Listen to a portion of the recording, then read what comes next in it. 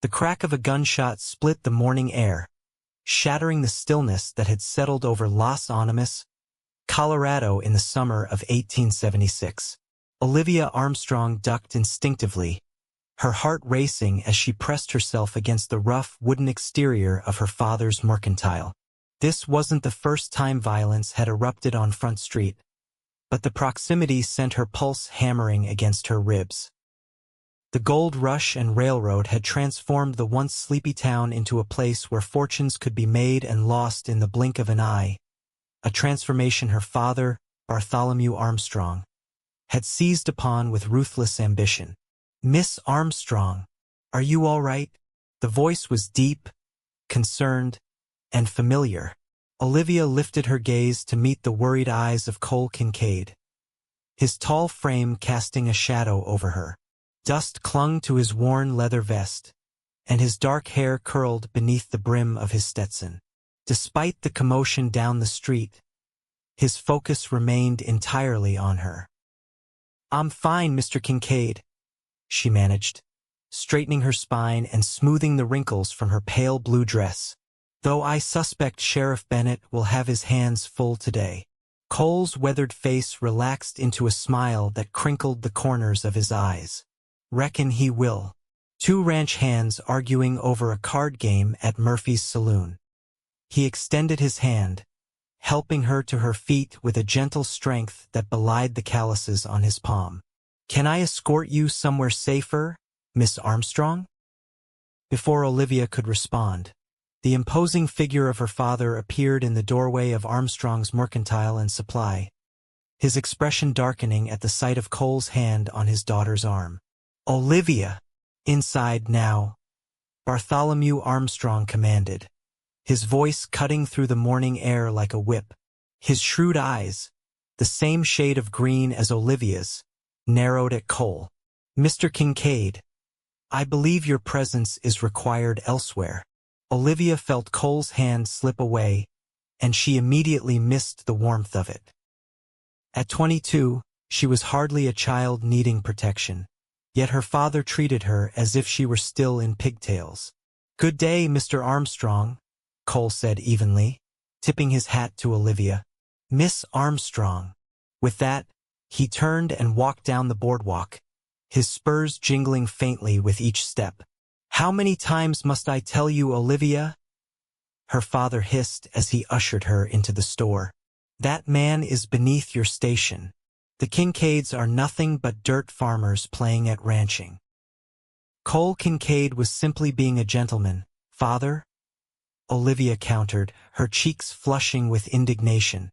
"Unlike those so-called businessmen you prefer I associate with."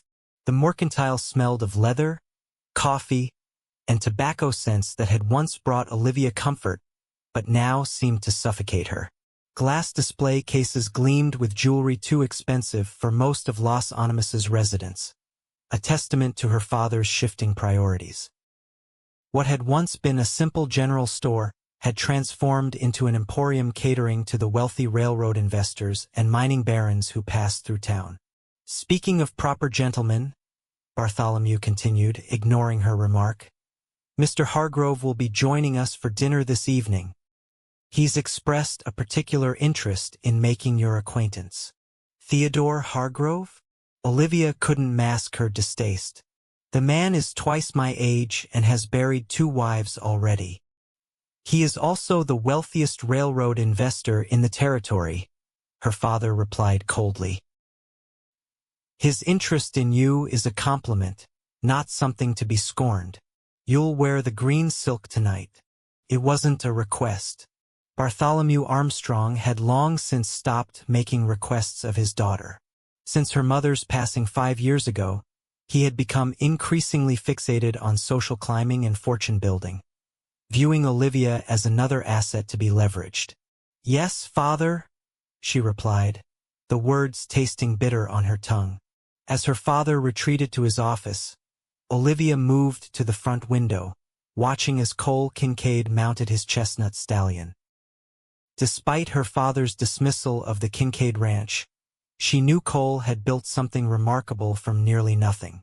His father had claimed the land years ago, but it was Cole who had transformed it into one of the most respected horse breeding operations in the territory after his parents' deaths. He'd done it through hard work and determination, not the machinations and manipulations her father employed. The sound of approaching hoofbeats drew her attention back to the street. A stagecoach thundered into town, sending chickens scattering and dogs barking. Los Animas was growing, changing with each passing day. The railroad had reached them last year, bringing new opportunities and new dangers in equal measure. Olivia began arranging a display of lace gloves imported from back east, her mind elsewhere. Tonight, she would endure another uncomfortable dinner with another of her father's business associates, forced to smile and be charming while her future was bartered away. The weight of her father's expectations pressed down on her shoulders like a physical burden. She thought of Cole Kincaid again, of the kindness in his eyes and the respect with which he'd always treated her, even when they were children sharing schoolbooks in Los Animas's one-room schoolhouse. They'd grown up together in this frontier town, but the paths their lives had taken couldn't be more different. The bell above the door jingled, and Olivia turned to greet the customer, her practiced smile already in place. Her heart skipped when she saw it was Clara Jenkins, her closest friend and the town's schoolteacher. "You look like you could use some rescuing," Clara said with a knowing smile, her dark eyes twinkling. At 24, Clara had already established herself as a fixture in Los Animas, respected for her education and independence. "Is it that obvious?" Olivia sighed, glancing over her shoulder to make sure her father was still occupied in his office. "Only to someone who knows you as well as I do," Clara replied, lowering her voice. "I saw Cole Kincaid helping you up after that gunshot. Your father didn't look pleased." "Father wants me to marry a bank account, not a man," Olivia confided. "Mr. Hargrove is coming to dinner tonight." Clara's expression turned sympathetic. "The railroad investor? Oh, Liv." She squeezed Olivia's hand. "You deserve better than to be traded like one of your father's goods." "What choice do I have?" Olivia's voice caught. "Mother's been gone 5 years. I'm all father has left. I can't simply abandon him." "Your mother would want you to be happy," Clara reminded her gently. "Elizabeth Armstrong was a woman who understood the value of love. She wouldn't want you sacrificed on the altar of your father's ambition." Olivia blinked back unexpected tears. Her mother had indeed been a woman of warmth and compassion, qualities that seemed to have died with her. The memory of her mother's final days, of her whispered advice to follow your heart, "my darling," echoed in Olivia's mind. "Perhaps it's time for me to be more like mother than father," she murmured, more to herself than to Clara. The rest of the day passed in a blur of customers and ledgers. By late afternoon, Olivia found herself climbing the stairs to the Armstrong residence above the store, her steps leaden with dread. The green silk dress her father had commanded lay spread across her bed, a beautiful prison in fabric form. As she bathed and dressed for dinner, Olivia's thoughts returned to Cole Kincaid. Unlike the other men who'd caught her father's attention as potential suitors, Cole had never treated her as a prize to be won or an ornament to be displayed. He truly saw her as a person with thoughts and dreams of her own. The mantel clock in the parlor struck 6 as Olivia descended the stairs, her hair arranged in an elegant coiffure that had taken nearly an hour to perfect. Her father waited at the bottom, his silver-streaked hair slicked back and his waistcoat straining slightly over the comfortable paunch he'd developed since giving up physical labor for business dealings. "You look presentable," he said by way of greeting, his eyes critically assessing her appearance. "Mr. Hargrove appreciates a woman who takes care with her appearance." Before Olivia could respond, a knock at the door announced their guest's arrival. Bartholomew straightened his already impeccable posture and moved to answer it. Theodore Hargrove stood on the threshold, a tall, lean man with thinning hair and cold eyes that reminded Olivia of a snake she'd once encountered while picking wildflowers. His smile did not reach those eyes as he bowed slightly, taking her hand and bringing it to his lips in a gesture that made her skin crawl. "Miss Armstrong," he murmured, his gaze traveling over her in a way that made her feel as though she were one of the horses at auction. "Your father's descriptions did not do you justice." "Mr. Hargrove," she replied with practiced courtesy, withdrawing her hand as soon as politeness allowed. "Welcome to our home." Dinner was an exercise in restraint. Hargrove spoke at length about his railroad investments, about the land he'd acquired, and about the fortune he was amassing. Occasionally, he would direct a comment to Olivia, typically asking if she shared her father's business acumen or inquiring about her domestic skills. Her responses were measured, polite, and entirely false. "I find that a woman's gentle touch can transform a house into a true haven," Hargrove remarked as he savored the roast beef Olivia had spent hours preparing. "My previous wives, God rest their souls, understood the importance of creating a comfortable home for a man of business." "Indeed," Bartholomew agreed, raising his wine glass. "Olivia has managed our household admirably since her mother's passing. She would bring the same dedication to any household she graced." The implications hung in the air like cigar smoke, thick and suffocating. Olivia focused on cutting her meat into precise, tiny pieces, her appetite gone. "I understand you have quite the collection of art, Mr. Hargrove," she said, desperate to steer the conversation away from matrimonial hints. "Father mentioned you've acquired several pieces from European galleries." Hargrove's expression brightened. "Yes, indeed. I find that surrounding oneself with beauty enhances one's appreciation for it." His gaze lingered on her face in a way that made her wish for the modest high collars she usually favored over the lower neckline of the green silk. "Perhaps you might visit my home in Denver sometime to view my collection. With proper chaperonage, of course." "How thoughtful," Olivia managed, shooting a desperate glance at her father, who was beaming with satisfaction.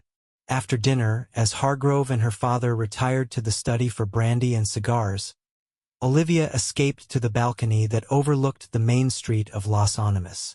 The night air was cool against her flushed cheeks, and the stars overhead seemed to mock her with their freedom. In the distance, she could see the lights of the Broken Spoke Saloon, hear the faint strains of a piano and laughter.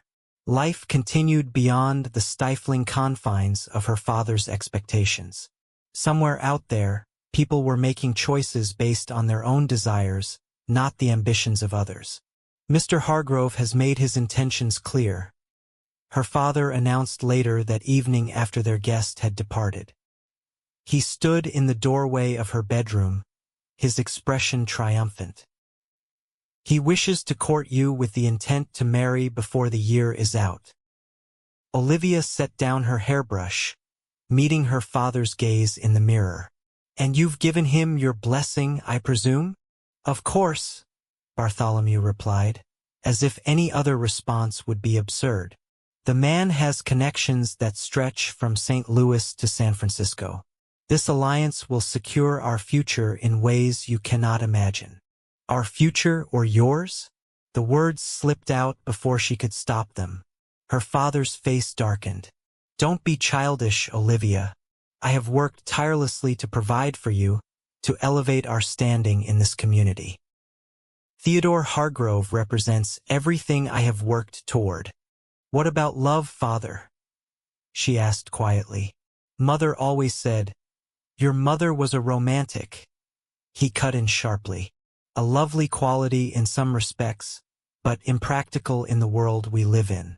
Love is a luxury, Olivia. Security is a necessity." After her father left, closing the door firmly behind him, Olivia opened her window wider and gazed out at the silhouette of the mountains against the star-filled sky. In the distance, she could make out the faint glow of lamplight from the direction of the Kincaid ranch. What would Cole think if he knew her father was preparing to sell her to Theodore Hargrove for business connections? The thought brought a flush of shame to her cheeks. The next morning dawned bright and clear, the kind of perfect Colorado day that usually lifted Olivia's spirits. Today, however, she moved through her morning routine mechanically, her mind weighed down by the inevitability of her father's plans. "I'm going to the circulating library," she informed her father after breakfast. "Mrs. Peterson is expecting the new shipment of books today." Bartholomew barely glanced up from his newspaper. "Be back before noon. The dress for your outing with Mr. Hargrove next week will need final alterations." Olivia managed not to grimace as she donned her straw bonnet and stepped out into the morning sunshine. The town was already bustling, miners and cowboys mingling with the merchants and townspeople. She nodded politely to acquaintances as she made her way down the boardwalk, her steps quickening as she passed Murphy's saloon, where several bleary-eyed cowboys were emerging after a night of revelry. The circulating library was housed in a small building next to the church, run by the minister's wife, Mrs. Peterson. It was one of Olivia's favorite places in Los Animas, a sanctuary of words and ideas that transported her beyond the confines of her increasingly restricted life. She was so lost in thought that she nearly collided with Cole Kincaid as he exited the telegraph office. "Miss Armstrong," he said, steadying her with a gentle hand on her arm. "I seem to be making a habit of catching you off guard." Despite her troubled state of mind, Olivia felt a smile tug at her lips. "Mr. Kincaid, I apologize for my inattention." "No apology necessary." His eyes, warm and brown as newly turned earth, studied her face. "You seem preoccupied this morning." Something in his tone, the genuine concern behind the words, threatened to crack the carefully constructed composure she'd maintained since her father's announcement. "It's nothing of consequence," she lied, adjusting the ribbon of her bonnet. Cole's expression suggested he didn't believe her, but he was too much of a gentleman to press the issue. "I was just on my way to Peterson's general store," he said instead. "May I walk with you?" "Of course," she replied, falling into step beside him. His presence was oddly comforting, solid and reliable as the mountains themselves. They walked in companionable silence for a moment before Cole spoke again. "I heard Theodore Hargrove was a guest at your dinner table last night."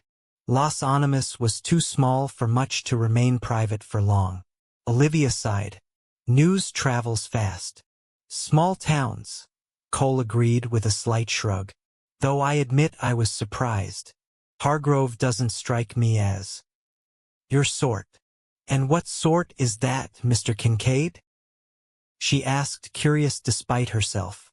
He seemed to choose his words carefully. "Someone who sees the value in things beyond their monetary worth." The observation was so accurate, so aligned with her own thoughts, that Olivia nearly missed a step. "You're more perceptive than most give you credit for, Mr. Kincaid." "Cole," he corrected gently. "We've known each other since you were braiding Clara Jenkins's hair during arithmetic lessons, Olivia. I think we've earned the right to first names, at least when your father isn't around to disapprove." "Cole," she repeated, enjoying the way the name felt on her lips. "And you're right about Mr. Hargrove, but father sees him as an opportunity, a connection to be cultivated. And you? What do you see?" Cole's question was direct, his gaze steady on her face. Olivia hesitated, glancing around to ensure no one was close enough to overhear. "I see a man who collects beautiful things and locks them away where only he can appreciate them." Cole's expression darkened. "That sounds like a prison, not a marriage." "Indeed," she agreed softly. "But what choice do I have?" Father has already given his blessing to Mr. Hargrove's courtship. They had reached Peterson's store, but Cole made no move to enter. Instead, he turned to face her fully, his expression serious. "There are always choices, Olivia. even when they don't seem apparent. Before she could respond, the store door opened, and Clara Jenkins emerged, her arms laden with parcels. Her face brightened at the sight of them. "Cole, Olivia, how fortunate could one of you help me with these? I've purchased supplies for the school's autumn pageant, and I fear I've been overly ambitious." Cole immediately stepped forward to relieve Clara of her burden, the serious moment broken. Olivia watched as he effortlessly balanced the packages, thinking of his words. Choices. If only it were that simple. "I was just on my way to the library," Olivia told Clara. "Would you like to join me after Mr. Kincaid has helped you with your packages?" "I'd be delighted," Clara replied. "And Cole, if you wouldn't mind carrying these to the schoolhouse, I'd be eternally grateful." "My pleasure, Miss Jenkins," Cole said with a smile. He tipped his hat to Olivia. "Miss Armstrong, I hope you find what you're looking for at the library." As he walked away with Clara, Olivia couldn't help but feel he meant more than just books. The week that followed was one of increasing tension in the Armstrong household. Theodore Hargrove sent a bouquet of imported roses every other day, each arrangement more ostentatious than the last.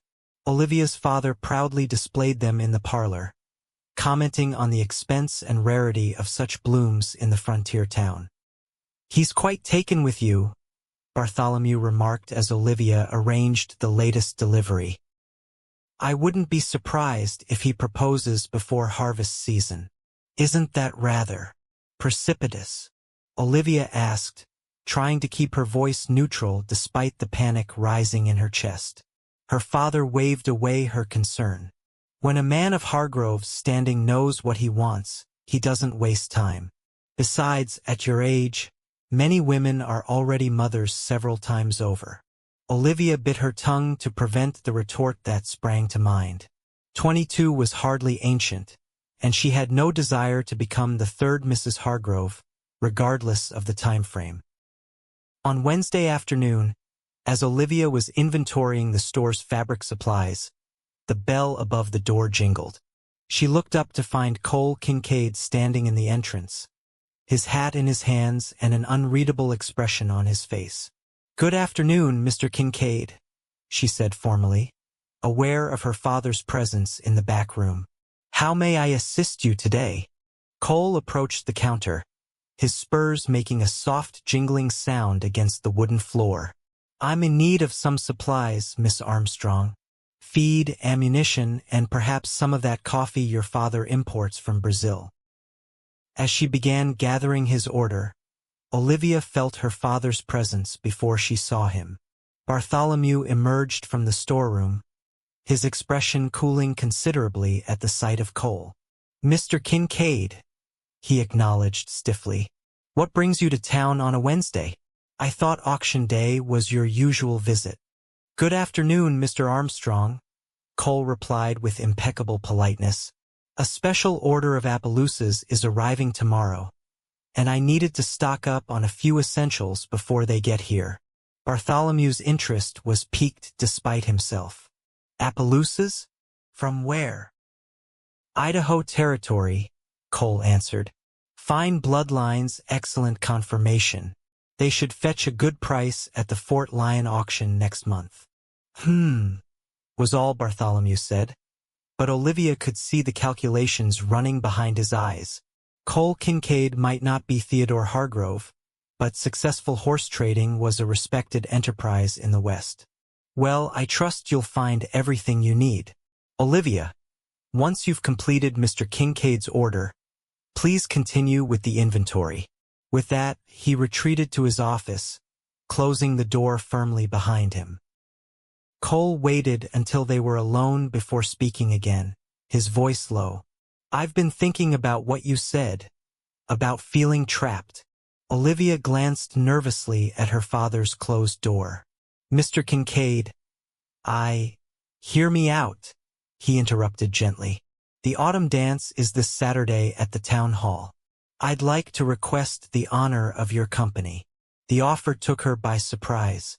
The autumn dance was a Los Animas tradition, a celebration of the harvest before winter set in.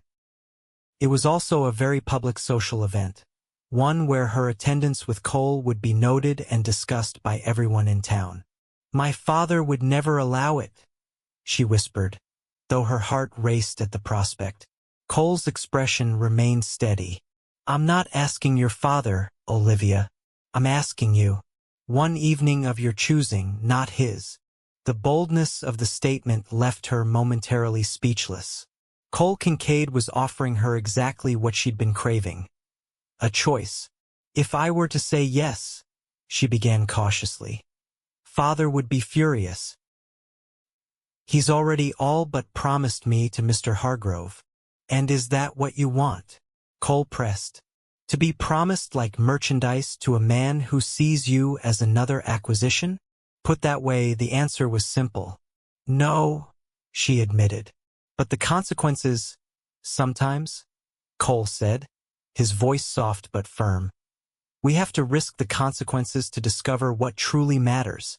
The door to her father's office remained closed, but Olivia knew their time was limited. She made a decision, one that sent equal parts terror and exhilaration through her veins. "Yes," she said quickly. "Yes, I will attend the dance with you, Cole." His face broke into a smile that transformed his already handsome features into something breathtaking. "I'll call for you at 7 on Saturday evening." "No," she countered, thinking rapidly. "Father would never let me leave with you. Meet me at Clara's house. I'll tell Father I'm helping her prepare for the dance and we'll meet him there." Cole nodded, understanding the necessity for subterfuge. "Until Saturday, then." As he paid for his purchases and left the store, Olivia felt as though she'd stepped off a cliff, uncertain whether she would fly or fall. Either way, for the first time in years, she had made a choice for herself, not to please her father or to fulfill his ambitions. The remainder of the week passed in a blur of anticipation and anxiety. Olivia carefully laid the groundwork for her deception, mentioning to her father that Clara needed help with her dress for the autumn dance and that they planned to prepare together. "You'll still be seated with Mr. Hargrove and myself during the festivities," Bartholomew instructed as he reviewed the store's ledgers on Friday evening. "He's expressed his intention to claim the first dance."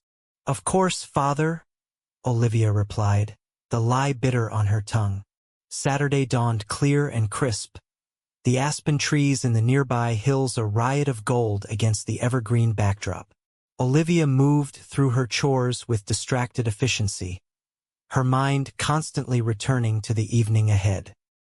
The dress she had selected, a modest but becoming gown of deep burgundy, was hidden in her bedroom, ready to be smuggled to Clara's home that afternoon. At 4 o'clock, she informed her father she was leaving to help Clara prepare for the dance. "Be sure you're at the town hall by 7, he reminded her. "Mr. Hargrove is eager to see you." "Yes, Father," Olivia replied, guilt and defiance warring within her as she kissed his cheek.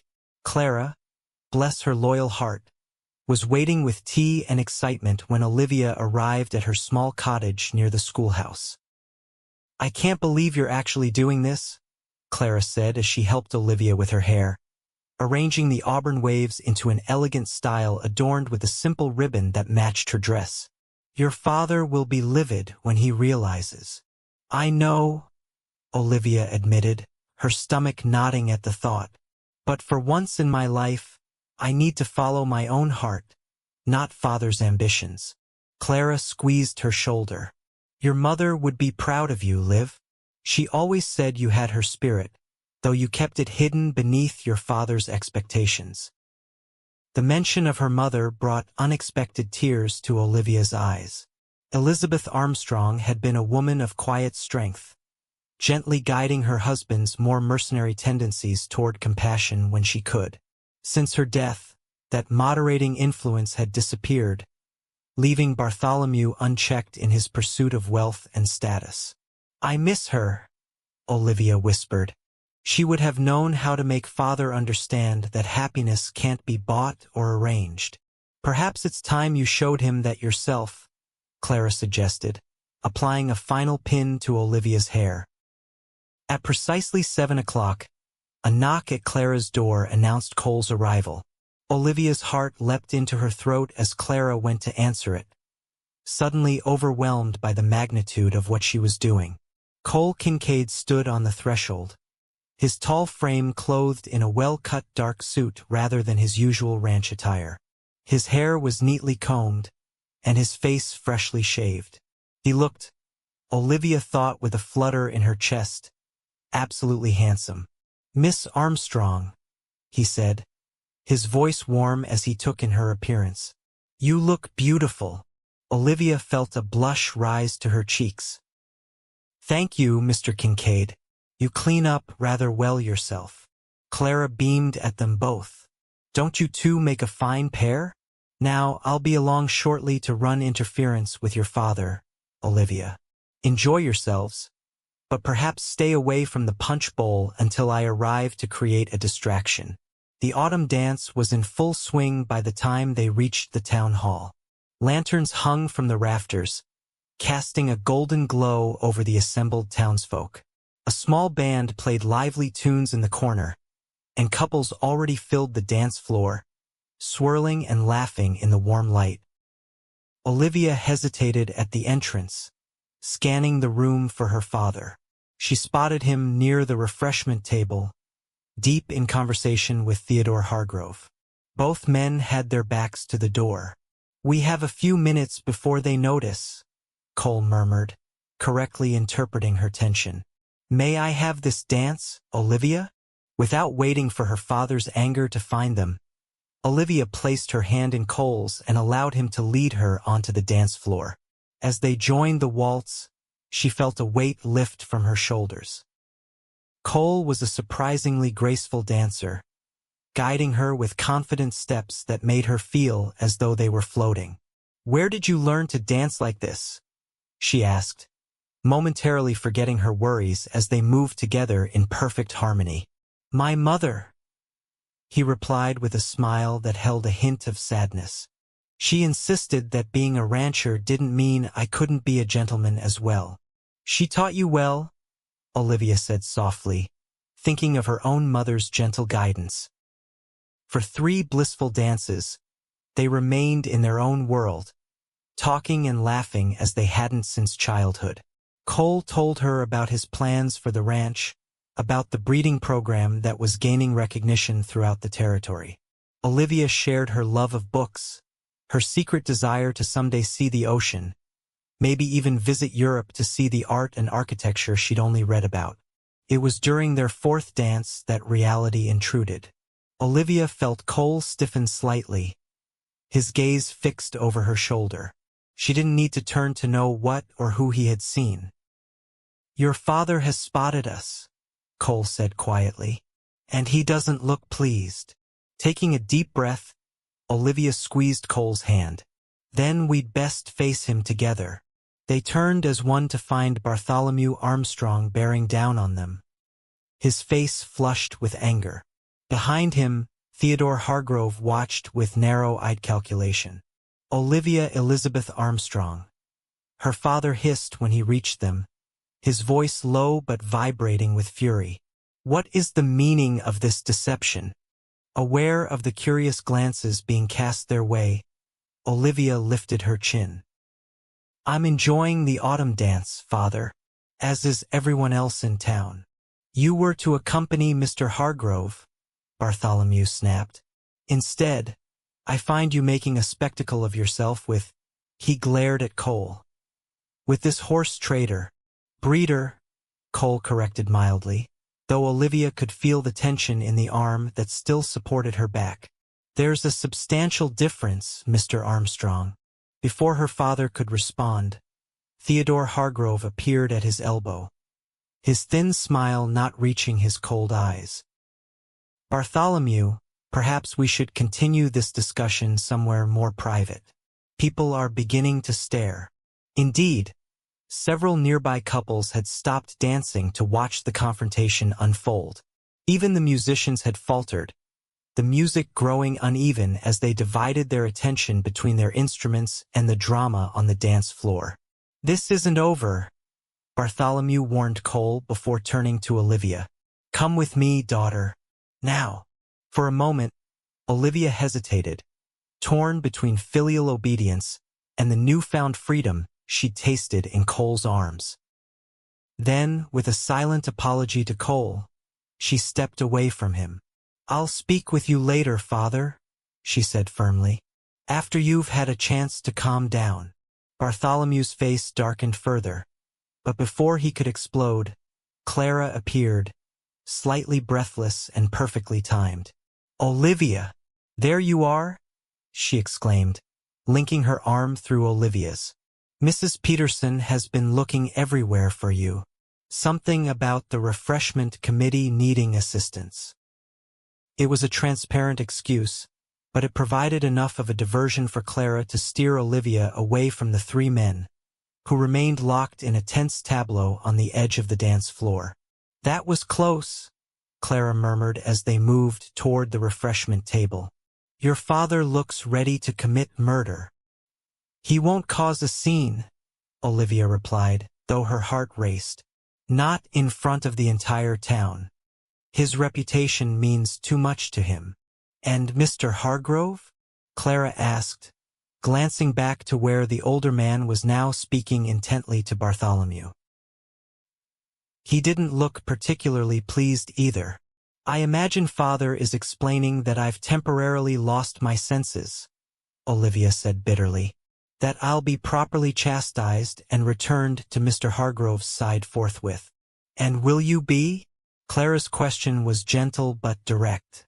Olivia watched as Cole exchanged a few words with her father and Hargrove before turning and walking away, his shoulders rigid with anger or disappointment, perhaps both. The sight made something twist painfully in her chest.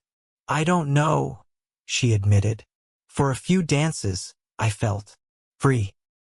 Like I was making my own choices, following my own heart. But the reality is that I still live under Father's roof, in a town where his influence touches every aspect of my life." Clara squeezed her hand. "Perhaps it's time to consider whether that roof is worth the cost to your happiness." Before Olivia could respond, Bartholomew appeared beside them, his expression controlled but his eyes still snapping with anger. "Olivia will be leaving now," he informed Clara coldly. "She's developed a headache and requires rest." "Father, I'm perfectly fine," Olivia protested, but Bartholomew's grip on her elbow brooked no argument. "Mr. Hargrove has graciously offered to escort us home," he continued as if she hadn't spoken. "He understands that young women sometimes make impulsive decisions they later regret." The condescension in his tone made Olivia's cheeks burn with humiliation and anger. "The only thing I regret," she said in a low voice, "is allowing you to treat me like a possession to be bartered away for your business ambitions." Bartholomew's fingers tightened on her arm.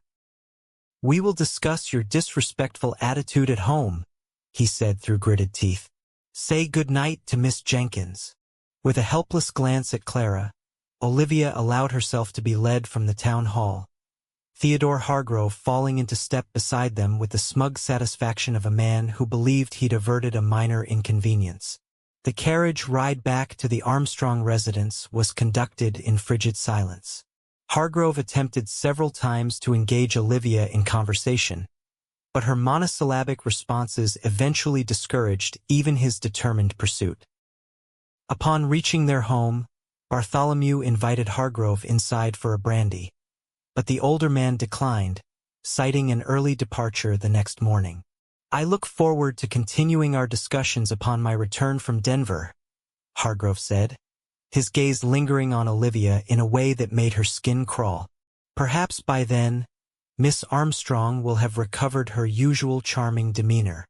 Once Hargrove had departed and they were alone in the parlor, Bartholomew's carefully maintained composure cracked. "How dare you embarrass me like that?" he demanded, pacing before the fireplace. "After everything I've done to secure your future, to provide you with opportunities most women in this territory could only dream of. Opportunities, Olivia repeated, her own anger rising to meet his. Is that what you call being auctioned off to the highest bidder? Being forced to smile and simper at a man who sees me as nothing more than another acquisition to display alongside his imported artwork. Theodore Hargrove is one of the most influential men in Colorado, Bartholomew countered. He can offer you a life of comfort and status, a home in Denver society where your every whim would be indulged. Except the whim to choose my own husband, Olivia shot back. To marry for love, as you did with Mother. The mention of Elizabeth Armstrong brought a flicker of something pain, perhaps, or regret to Bartholomew's face before it hardened once more. Your mother and I married in different times, under different circumstances, he said. The frontier has changed, Olivia. Money and connections determine one's place now, not sentiment. So you would sell your own daughter for a better place? The words hung in the air between them, stark and undeniable. For a long moment, Bartholomew was silent, his expression unreadable. Then, with a coldness that pierced Olivia's heart, he replied, I would secure both our futures through an advantageous match. If you're too childish to understand the necessity of such arrangements, then perhaps you're not ready for marriage at all. Perhaps I'm not, Olivia agreed, surprising them both. At least, not the kind of marriage you envision for me. Her father's face darkened. This is about Kincaid, isn't it? That dirt farmer has filled your head with romantic nonsense. Cole has done nothing but treat me with respect and kindness, Olivia defended. He sees me as a person, not a stepping stone to greater wealth or status. And what can he offer you beyond that respect and kindness? Bartholomew scoffed. A life of hardship on a struggling ranch? Children raised in poverty and obscurity. The Kincaid ranch is hardly struggling, Olivia corrected him. Cole's breeding program is renowned throughout the territory. But even if it were, I would rather be poor with someone who values me for myself than wealthy with someone who sees me as property. Bartholomew's laugh was harsh. Such noble sentiments. How long would they last when you're washing clothes in a stream and living in a two-room cabin? You've been sheltered from the harsh realities of frontier life, Olivia. You have no idea what true hardship means. Perhaps not, she acknowledged. But I know what it means to be treated as if my feelings and desires don't matter. To have my future decided for me without any regard for my happiness. Her father studied her for a long moment, his expression calculating. You leave me no choice, he said finally. Until you come to your senses, you are confined to this house. No social calls, no library visits, no Sunday services. You will remain here where I can be certain you're not being influenced by inappropriate company. You're making me a prisoner? Olivia asked incredulously. I'm protecting you from your own foolishness, Bartholomew corrected. When Hargrove returns from Denver, I expect you to receive him with the respect and gratitude his position deserves. If you cannot do that, then I will be forced to reconsider your place in this family and this business.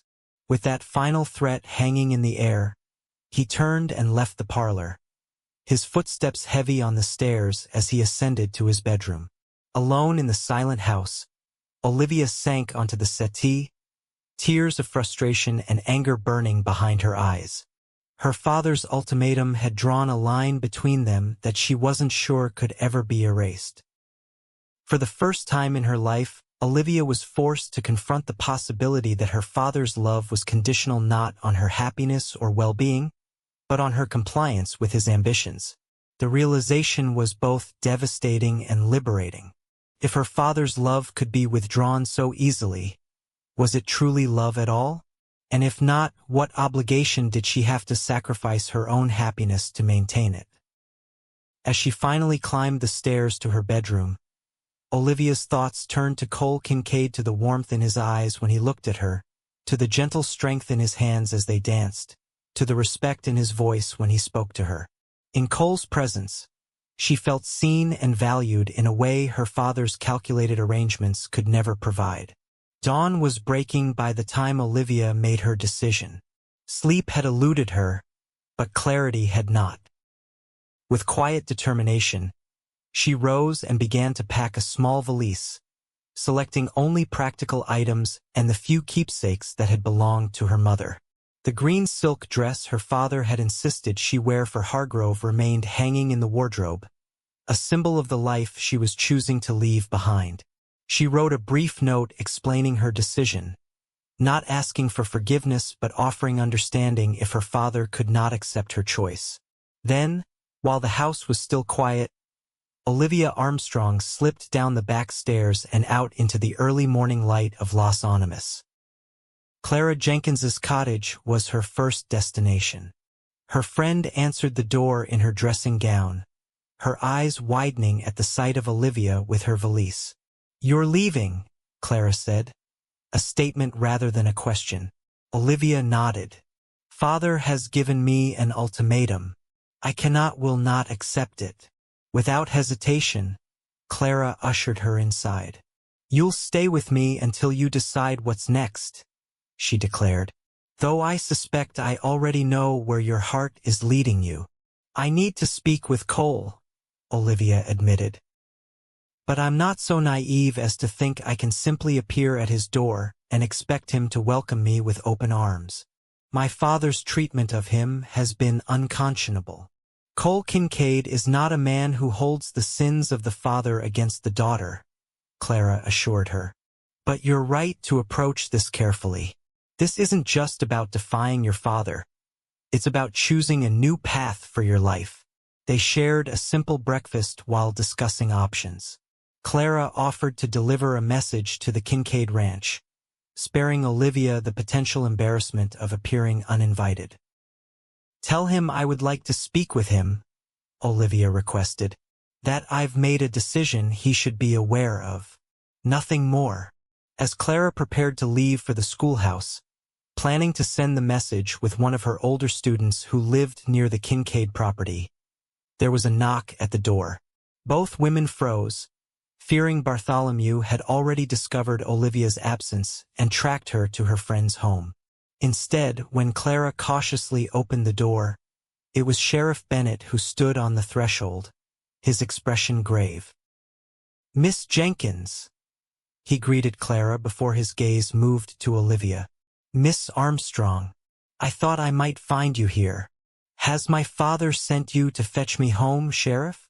Olivia asked, lifting her chin defiantly. Bennett shook his head. "No, Miss Armstrong.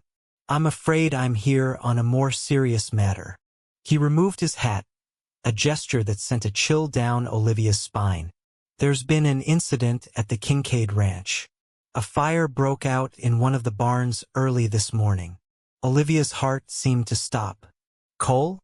Is he—" "Mr. Kincaid is alive," the sheriff assured her quickly. "But he's been injured trying to save his horses. Doc Miller is with him now." Without conscious thought, Olivia was moving, grabbing her shawl from the hook by the door. "I need to go to him." Sheriff Bennett exchanged a look with Clara. "Miss Armstrong, there's something else you should know. Your father is already at the Kincaid ranch." "My father?" Olivia repeated, confused. "Why would he—" "Because," the sheriff said heavily, "there's reason to believe the fire wasn't an accident, and Mr. Armstrong is among those being questioned about its cause." The implication struck Olivia like a physical blow. "You can't possibly think my father would. That he would deliberately—" She couldn't finish the sentence, the idea too horrible to voice. "I'm not making accusations," Bennett clarified. "But several witnesses saw Mr. Armstrong and Mr. Kincaid in a heated exchange at the dance last night. And Mr. Hargrove was overheard making threats about teaching the upstart rancher a lesson before he left town this morning." Olivia's legs threatened to give way. Clara guided her to a chair, her friend's face pale with concern. "I need to go to Cole," Olivia repeated, her voice stronger now. "And I need to speak with my father. This is madness. Father would never resort to such barbarism, no matter how angry he might be." "I'll take you there myself," Sheriff Bennett offered. "My deputy is keeping things calm, but tensions are high. The presence of Bartholomew Armstrong's daughter might help defuse the situation." The ride to the Kincaid ranch was conducted in tense silence. As they crested the final rise, Olivia gasped at the sight before them. One of the large barns was a smoldering ruin, wisps of smoke still rising from the blackened timbers. Men moved purposefully around the property, leading horses to temporary corrals and salvaging what they could from the destruction.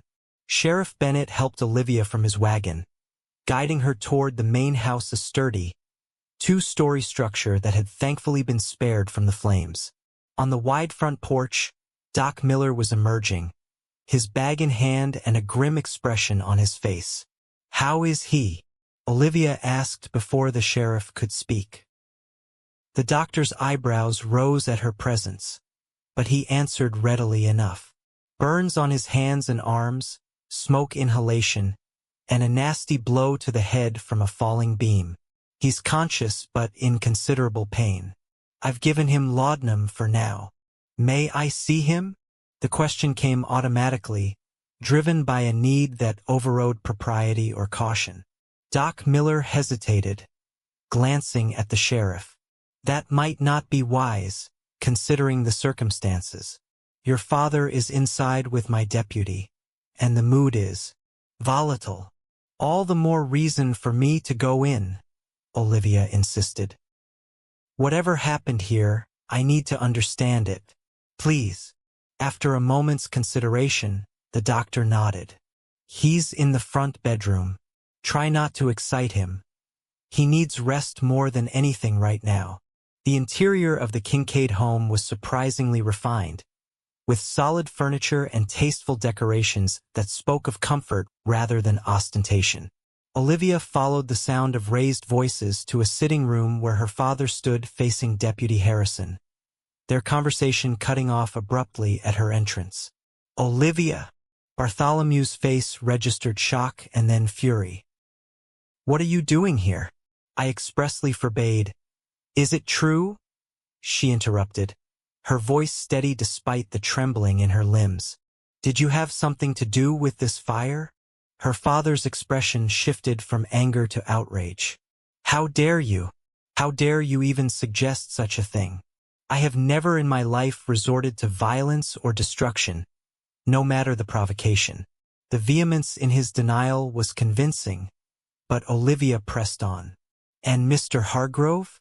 Did he act on what he might have perceived as your behalf?" "Theodore left for Denver at first light," Bartholomew replied tightly. "He could not possibly have been involved, and I resent the implication that I would condone such actions, even indirectly." "Then why are you here, father?" "Because," came a new voice from the doorway, "I asked him to come." Olivia turned to find Cole Kincaid leaning heavily against the frame, his arms bandaged and his face smudged with soot. Despite Doc Miller's laudanum, pain was evident in the lines around his mouth and eyes. "You should be in bed," she said automatically, moving toward him before catching herself. Cole's gaze softened as it rested on her face. "Probably," he agreed, "but there are matters that need resolving first." He looked to Bartholomew. "Mr. Armstrong has assured me he had no part in this, and I believe him. But the threats at the dance," Deputy Harrison began, "were the kind of things men say in anger," Cole finished for him, "not declarations of intent. Besides, the fire started near the new stalls where the Appaloosas were kept. Anyone wanting to harm me financially would target those horses, which means they knew about the delivery." "And who knew about that?" Sheriff Bennett asked, having followed Olivia into the house. "Besides my ranch hands? Only the telegraph operator, whoever he might have told, and Cole's eyes met Olivia's. "Your father, because I mentioned it at the store yesterday." A heavy silence fell over the room as the implications became clear. If Bartholomew had shared that information with Hargrove. "I may have mentioned your horse delivery to Theodore," Bartholomew admitted reluctantly. "But only in passing, as a matter of business interest." "And did Mr. Hargrove express any particular interest in that information?" Sheriff Bennett pressed. Bartholomew's hesitation was answer enough. "Sheriff," Cole said, straightening despite the evident pain it caused him, "I'd like you to send a telegraph to the authorities in Denver. Mr. Hargrove should be questioned about his whereabouts and actions this morning." "Already done," Bennett replied. "And I've got men checking the stage stations between here and Denver. If Hargrove hired someone to do this, we'll find them." Throughout this exchange, Olivia had remained silent, her mind racing to absorb the implications. Her father might not have directly caused the fire, but his ambitions, his determination to remove Cole as an obstacle to his plans for her had set events in motion that led to this destruction. "Father," she said finally, "I think you should go home now." Bartholomew blinked at her tone, so calm and decided. "Olivia, you're coming with me. This doesn't change anything." "You still..." "No," she interrupted simply. "I'm not coming with you. Not today, and perhaps not ever again, until you understand that my life is my own to live. My heart is my own to give."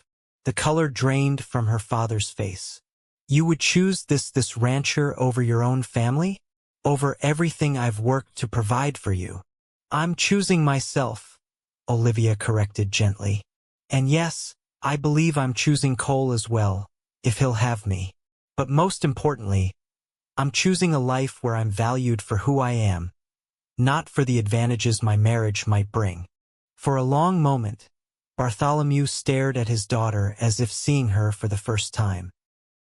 Then, without another word, he turned and left the house, his shoulders rigid with anger or grief, perhaps both. The silence that followed his departure was broken only when Cole swayed slightly, his strength finally failing him. Sheriff Bennett moved quickly to support him, guiding him to a nearby chair. "I believe that's enough excitement for now," the sheriff declared. "Miss Armstrong, perhaps you could fetch Mr. Kincaid some water while I speak with my deputy about next steps." Grateful for the direction, Olivia went to the kitchen, finding a pitcher and glass with shaking hands. When she returned to the sitting room, the sheriff and deputy had stepped outside, leaving her alone with Cole. "You're staying," he said as she handed him the water, his voice rough from smoke and emotion. It wasn't a question, but Olivia answered anyway. "Yes, if you'll have me." Cole set the glass aside, reaching for her hand despite the pain it must have caused his burned skin. "Olivia Armstrong, I've wanted you by my side since we were 16, and you corrected my grammar in front of the entire school." A laugh bubbled up through her tears. "That was terribly rude of me." "It was honest," he countered, a smile tugging at his lips. "You've always been honest, even when it wasn't convenient or comfortable. It's one of the many things I love about you." The word hung between them, simple and profound. Love. Not advantage or connection or opportunity. Just love in its purest form. "I love you too," she whispered, the admission both frightening and freeing. "I think perhaps I always have, though I didn't allow myself to recognize it until recently." Cole's grip on her hand tightened. "Your father won't accept this easily. He may never forgive you or me." "I know," Olivia acknowledged, "but I have to believe that somewhere beneath his ambition and pride, he does love me. And perhaps someday, he'll understand that true happiness can't be bought or arranged." The days that followed were both challenging and illuminating. Cole's injuries required care, which Olivia provided with Clara's assistance and guidance. The community rallied around the Kincaid ranch, helping to clear the burned barn and begin reconstruction. Even some of Bartholomew's business associates contributed, perhaps out of genuine goodwill or perhaps to distance themselves from any association with Theodore Hargrove, who had been arrested in Denver when evidence linked him to the hired arsonist who had set the fire. Olivia took up residence in Clara's cottage, maintaining a propriety that would protect her reputation and Cole's. Each day, she rode to the ranch to help with his recovery, learning the operations of the horse-breeding business alongside his loyal ranch hands, who accepted her presence with a mixture of curiosity and respect. A week after the fire, as they sat on the porch watching the sunset paint the distant mountains in gold and crimson, Cole asked her to marry him, not with flowery speeches or grand gestures, but with a simple, heartfelt declaration of his love and commitment. "I can't offer you the kind of luxury Hargrove might have provided," he said, his bandaged hands gentle as they held hers. "But I can promise you a life where your voice matters, where your happiness is as important as my own, where we build something meaningful together. That's the only luxury I've ever truly wanted," Olivia replied, her heart full to bursting. "The freedom to choose and to be chosen for myself alone." They were married in the small church of Los Animas 2 months later, after Cole's burns had healed and the new barn had been raised. Clara stood as Olivia's witness, beaming with joy for her friend's happiness. Most of the town attended, a testament to the respect Cole had earned through years of honest work and fair dealing. Bartholomew Armstrong did not come to the ceremony. Olivia had visited him several times, attempting to bridge the gulf between them, but her father remained unyielding in his disapproval. On her wedding day, however, a package arrived at Clara's cottage, a small wooden box containing her mother's pearl earrings and a brief note in Bartholomew's precise handwriting. "These were meant for you. She would have wanted you to wear them today." It wasn't forgiveness or acceptance, but it was an acknowledgement, a small crack in the wall of pride and disappointment he had built. Olivia wore the pearls as she walked down the aisle to Cole, carrying the hope that time might eventually heal the breach between father and daughter. Life at the Kincaid ranch was indeed different from the comfortable existence Olivia had known in town. There were early mornings and long days, challenges with weather and livestock, decisions about breeding and finances that affected their livelihood. But there was also laughter and partnership, quiet evenings by the fire and passionate nights in each other's arms. There was respect and equality, two people building a shared dream rather than one imposing their will upon the other. By the following spring, as the new foals frolicked in the pastures and the ranch prospered under their joint care, Olivia received word that her father had fallen ill. Without hesitation, she rode into town, finding Bartholomew pale and weakened in the bedroom above the store. "You came," he said, surprise evident in his voice. "Of course I came," Olivia replied, taking the chair beside his bed. "You're my father." For a long moment, Bartholomew studied her face, noting perhaps the healthy glow in her cheeks, the quiet confidence in her bearing evidence of a happiness he had never anticipated for her. "I was wrong," he said finally, the words clearly difficult for him. "About Kincaid. About what would make you happy." Tears pricked Olivia's eyes at this unexpected concession. "Thank you for saying so. Your mother would have known better," Bartholomew continued, his voice growing wistful. "She always understood people in ways I never could. After she died, I thought I could protect you by securing your future financially. I didn't consider that there are different kinds of security. Cole and I would welcome you at the ranch," Olivia offered, reaching for his hand. "When you're well enough. There's a suite of rooms in the East Wing that would suit you perfectly." Bartholomew's eyebrows rose. "You would have me live with you? After everything?" "Family is family," she said simply. "And our child should know their grandfather." His eyes widened at the implication. "You're with child?" Olivia nodded, unable to contain her smile. Due in the autumn. Doc Miller says everything appears normal and healthy. For the first time in longer than Olivia could remember, Bartholomew Armstrong smiled a genuine expression that transformed his face and reminded her of happier times before ambition had hardened him. "Your mother would be so proud of you," he said softly. "As am I, though I've been too stubborn to admit it." By summer, Bartholomew had recovered enough to accept Olivia and Cole's invitation.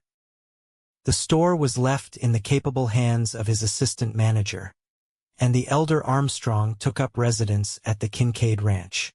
Initially awkward, the arrangement gradually evolved into a comfortable coexistence as Bartholomew discovered an unexpected affinity for the business side of horse breeding, his mercantile experience proving valuable in negotiations and marketing. Cole, for his part, demonstrated a remarkable capacity for forgiveness, accepting his father-in-law's presence with grace and eventual warmth. "Life's too short for grudges," he told Olivia one night as they lay together in their bedroom, his hand resting on the swell of her growing belly. "And our child deserves to know all their family, not just the convenient parts." When Thomas Cole Kincaid was born on a crisp October morning in 1877, it was Bartholomew who paced anxiously with Cole outside the bedroom where Doc Miller and Clara attended to Olivia. The two men, once adversaries, found common ground in their concern for the woman they both loved, albeit in different ways. "She's strong," Bartholomew assured his son-in-law as Cole's pacing intensified. "Like her mother." Elizabeth was in labor for nearly 20 hours with Olivia, and neither of them the worse for it. Cole paused, studying the older man's face. "You really did love her, didn't you?" "Elizabeth. With every fiber of my being," Bartholomew admitted. "When she died, I think a part of me died with her. The better part. But not all of it," Cole pointed out. "You're here now. That counts for something." Before Bartholomew could respond, the bedroom door opened to reveal a beaming Clara. "Congratulations, gentlemen. You have a healthy baby boy, and Olivia is doing wonderfully." The first time Cole held his son, with Olivia watching from the bed, her face tired but radiant, he felt a sense of completeness he hadn't known was possible. This was what truly mattered, not money or status or the approval of others, but the family they had created together, bound by love and choice rather than obligation or expectation. As young Thomas grew, so too did the Kincaid Ranch and its reputation.